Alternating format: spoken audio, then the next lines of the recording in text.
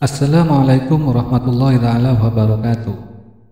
Info Islami kembali di hadapan Anda untuk berbagi info-info Islami. Dan jangan lupa klik subscribe dan aktifkan notifikasi lonceng agar tidak ketinggalan info-info terbaru dari Diana Channel.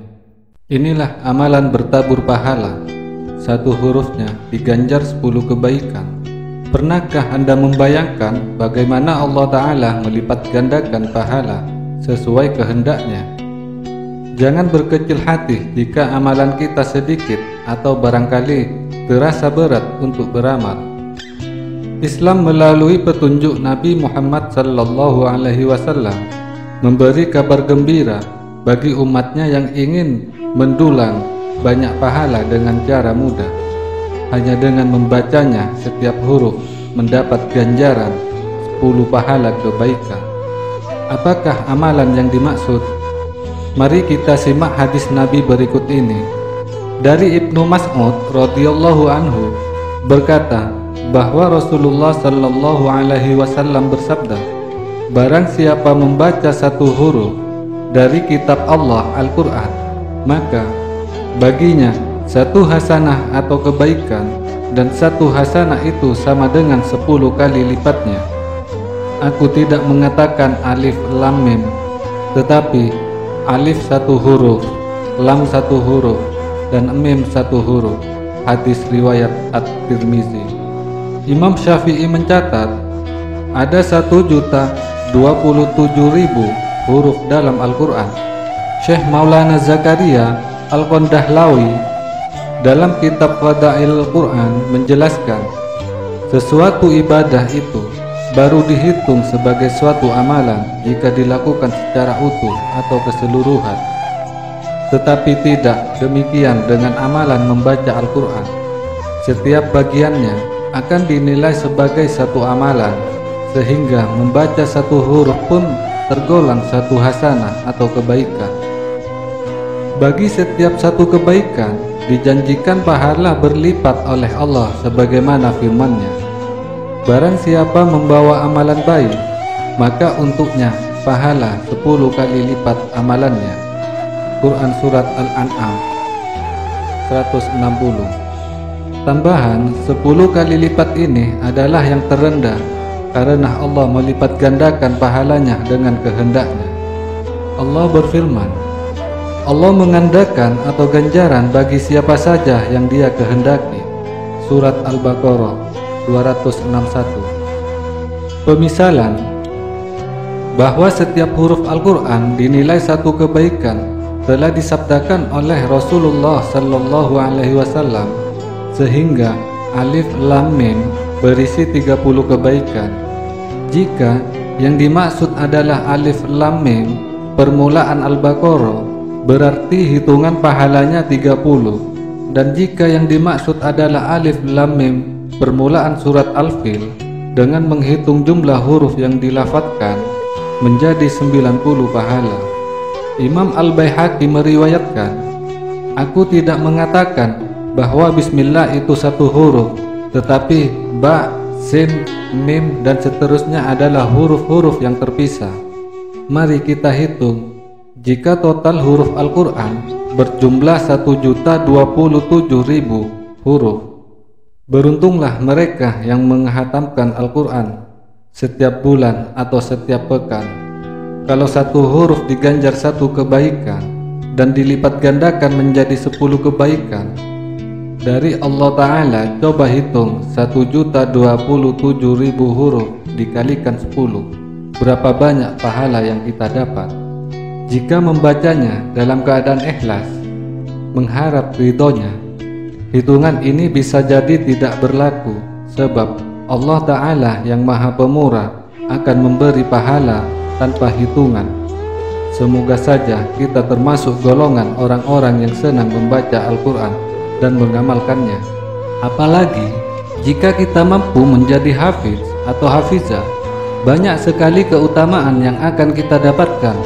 Sekiranya ada beberapa keutamaan yang Allah berikan kepada penghafal Al-Quran.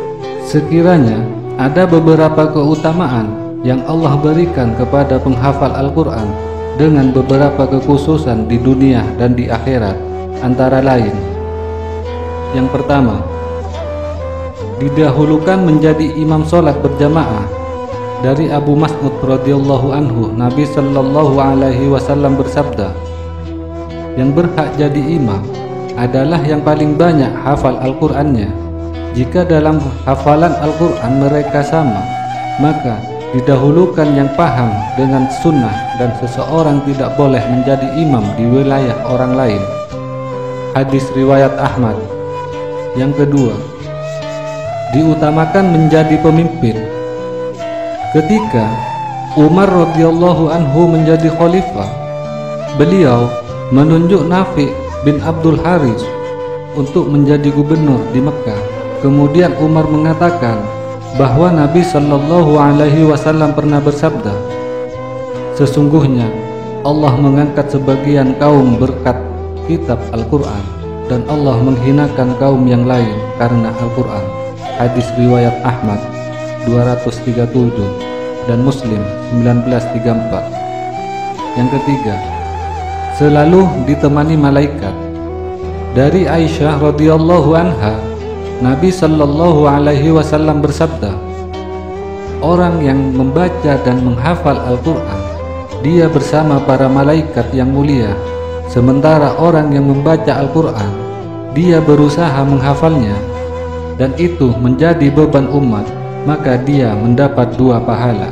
Hadis riwayat Bukhari 4937. Yang keempat, ketika meninggal akan didahulukan.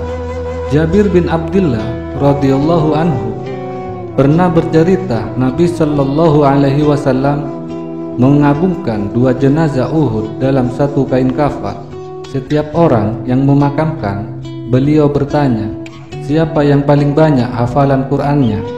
Kemudian Nabi sallallahu alaihi wasallam memposisikan yang paling banyak hafalannya di posisi paling dekat dengan lahat.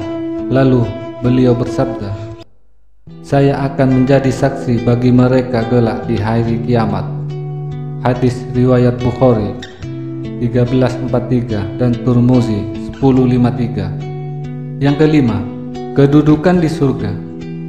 Sesuai banyaknya ayat yang dihafal, dari Abdullah bin Amr radhiyallahu anhu, Nabi sallallahu alaihi wasallam bersabda, ditawarkan kepada penghafal Al-Quran, baca dan naiklah ke tingkat berikutnya.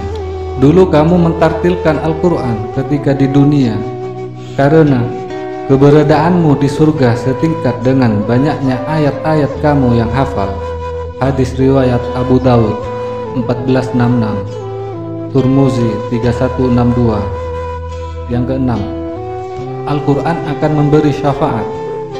Tidak ada orang yang bisa mengatur kita saat di hari kiamat. Beruntunglah jika kamu merupakan seorang hafiz atau hafizah, karena Al-Quran akan menjadi penolongmu. Dari Abu Umamah Al-Bahili radhiyallahu anhu bercerita, Nabi sallallahu alaihi wasallam bersabda, rajinlah membaca Al-Quran, karena dia akan menjadi syafaat bagi penghafalnya di hari kiamat. Hadis riwayat Muslim 1910. Yang ketujuh, akan diberi mahkota dan pakaian kemuliaan.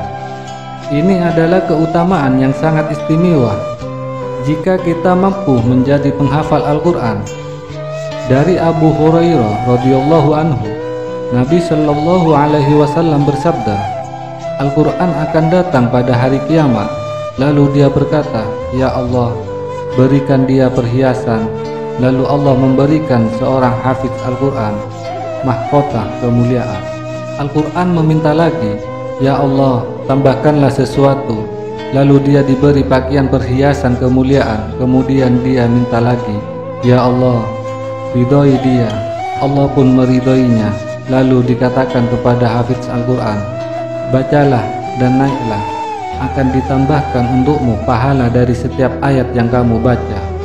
Hadis riwayat Tirmizi 3164. Yang kedelapan, kelak di akhirat, orang tuanya akan diberikan mahkota cahaya.